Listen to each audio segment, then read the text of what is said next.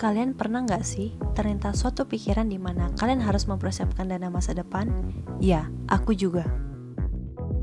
Mulai sekarang kita harus menyiapkan dana masa depan kita, karena tiap tahunnya kebutuhan orang-orang juga pasti akan selalu bertambah, bukan?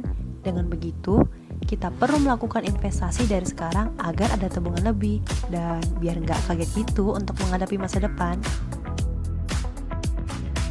Kebutuhan dana masa depan pasti lebih tinggi kan daripada sebelumnya. Nah, biar dana itu terpenuhi, kita bisa melakukan investasi. Jadi, investasi itu mirip dengan menabung.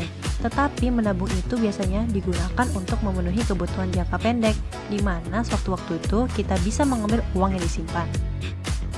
Sedangkan investasi adalah penanaman modal atau penyimpanan uang dalam jangka panjang dengan tujuan mendapatkan keuntungan yang lebih besar di masa yang akan datang. Oke, mari kita langsung bahas lebih lanjut. Pertama, jenis deposito berupa penempatan dana di bank. Sedangkan di pasar modal ada obligasi yang berupa surat hutang dari perusahaan baik swasta maupun pemerintah. Kalau saham berupa surat bukti kepemilikan atas suatu perusahaan. Dan reksadana mencakup ketiga instrumen. Namun investasi dilakukan secara kolektif oleh manajer investasi. 2. Hasil.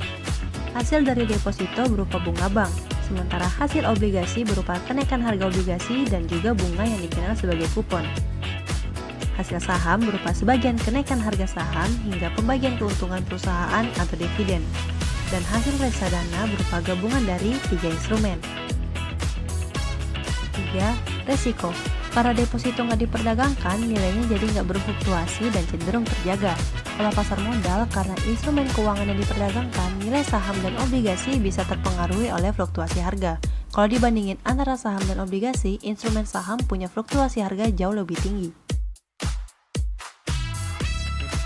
Terakhir, risiko reksadana tergantung jenis reksadana yang dipilih. Memang ada risiko investasi di pasar modal, tetapi umumnya potensi imbal hasilnya jauh lebih tinggi dari deposito, dan dalam jangka panjang bisa melampaui inflasi.